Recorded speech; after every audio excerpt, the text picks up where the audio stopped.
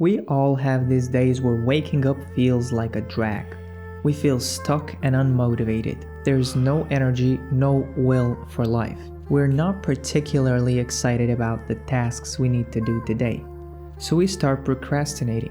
We start putting things off until the pain of inaction becomes bigger than action. Oftentimes we identify as lazy, which involves our ego creating resistance, which makes things worse. But understanding that the body tries to survive by conserving energy brings forth a new dimension of thinking. Maybe we need to fix our environment or prioritize better, re-examine our life, manage our time better, or surprisingly, take less work. According to research, 63% of millennials believe that the typical US citizen is lazy. But laziness isn't a personality trait or an identity. This is where our energy conservation theory lies in. Our bodies are trying to survive for longer by sparing more energy, by using less energy. Our brain is also efficient, trying to use less energy. More energy means more or longer life, at least to our bodies physiologically. So conserving energy is a primal, pre-installed drive. When you look at this, you understand that when we're tired, exhausted, fatigued, and we don't want to work, it's very natural. It's not an identity that you say, oh, I'm a lazy person, but it's more like the body is trying to conserve more energy because we've wasted a lot of energy and we're overwhelmed, so it tries to rest.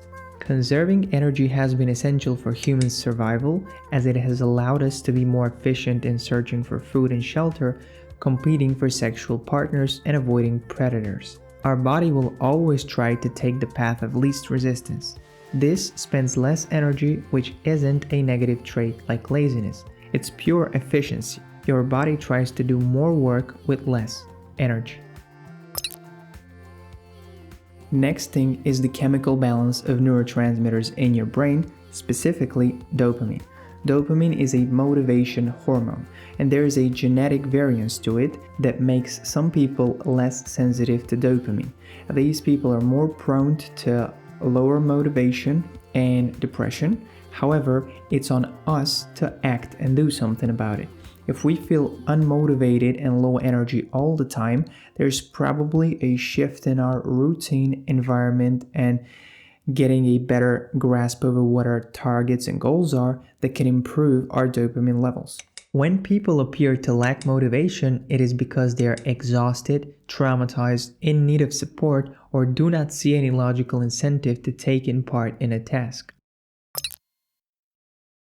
So basically, we humans take action to either avoid pain or to run towards a pleasureful experience. Pain is a greater motivator than pleasure for humans. Each of us have a certain reference point. Once the pain of inaction becomes bigger, we tend to take action to avoid the pain.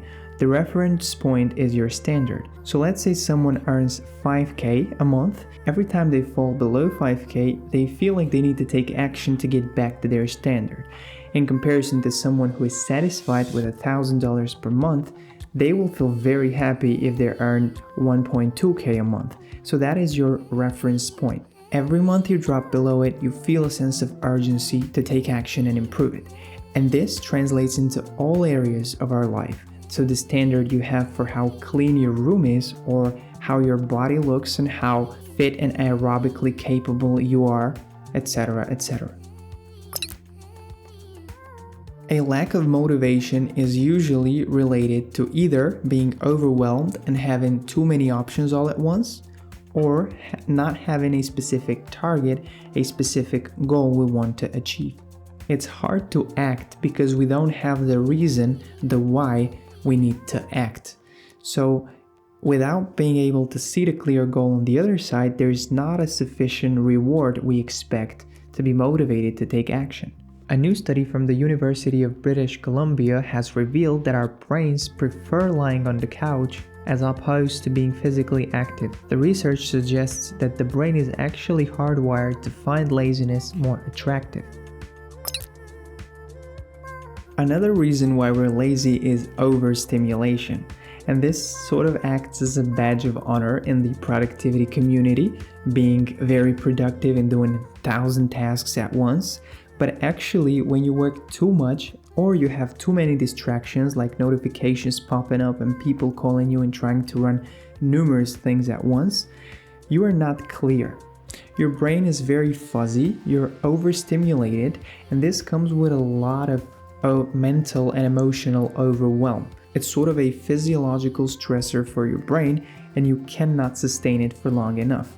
Thus, if you don't take a rest, you end up being burned out. So to get rid of this mental exhaustion, you need to realize that out of the 1,000 things you ought to do, there are just probably 5 that are very important you want to take on and prioritize. Prioritizing leads to less task switching, less mental pressure, less emotional overwhelm, and potential burnout. So prioritize, my friends. Let's talk about momentum a bit. A snowball requires a little bit of energy, a little bit of push to start rolling. But once it starts rolling on a downward slope, it becomes bigger and bigger and bigger, and it just goes faster and faster and faster because it has developed some sort of momentum. We humans are no different. When you're in the zone, the productive period of your life, and you're managing a lot of tasks and you're clear about what you want, you gain some sort of momentum.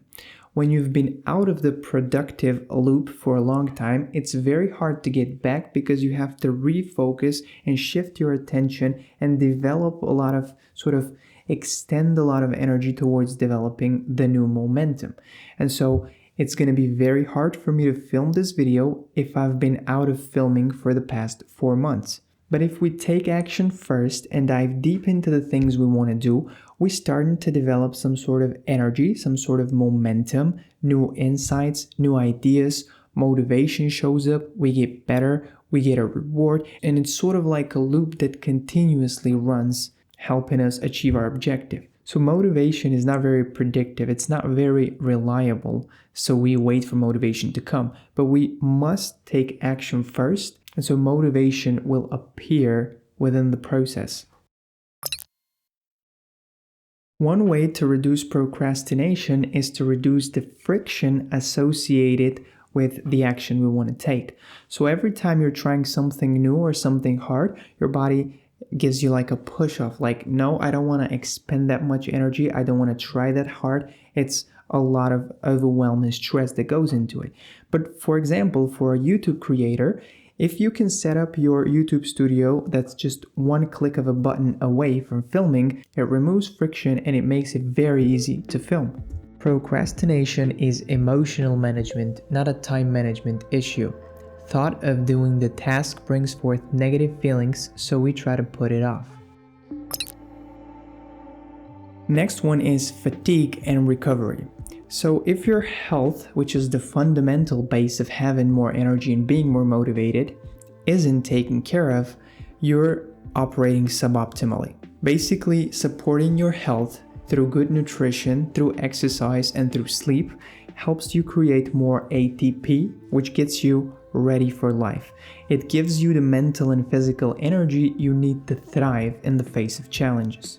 Lacking the physical energy to thrive because our sleep quality is poor, because we eat too much sugar, because our nutrition is not taken care of, we lack activity and we sit all the time, the body just cannot produce enough energy and the battery is always sort of halfway drained. The body is lazier and it tries to convince you to conserve as much energy as you can so that you can live longer and be healthier. This is where the role of recovery takes place, from stress management tactics like meditation and journaling. Those can help tremendously your brain to detox and flush out all the overwhelm and stress, but also things like taking care of your diet and sleep and exercise fundamentally set your body and your physiology on a way to being more motivated and energetic. That's why downtime is key for recovery. It's just like recharging your iPhone. You need to fill up the battery for it to work optimally, so though you need to refuel yourself for you to work and function optimally. Robert Greene, the famous author of 48 Laws of Power, when asked on the topic of laziness, emphasized the importance of necessity. If you wake up and you're unmotivated and lazy all the time, it means there's no necessity in your life. Ask yourself, what do you desire? What can you achieve and what must be achieved for you to succeed? Once you have enough to sustain survival, it's hard to get motivated for more. Or your standards, so the threshold we talked about, of how much you want, what you can achieve and what must be achieved are going to dictate and highly affect your motivation level. When there's necessity, you will find a way. You'll find the energy needed. Without enemies around us, we grow lazy. An enemy at our heels sharpens our wits, keeping us focused and alert. How to stop being lazy. I'll share the philosophy that works for me. So the fastest cure to laziness for me is realizing that I don't want to live passively. In other words, imagine having to not work for the rest of your life. You're stuck on a beach, champagne's on, parties there, you have social media, great food, all the pleasures of life you can have. How good is this really? No challenges, no targets to hit, no goals to fight for, nothing to thrive, nothing to overcome. Is that really that fulfilling way to live? No, we're humans. We like challenges. We thrive on them. We grow on them. It is a growth opportunity that makes your leisure time more enjoyable. However, for this to work, you need one thing, and that is alignment. You need to be aligned with the goals and targets you want to hit. You need to be specific about it.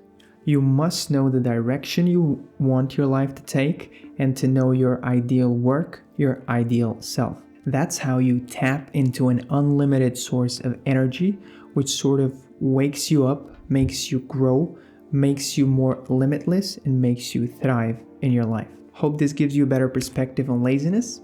It's a topic that interests me the most, so it came from the heart. Thank you.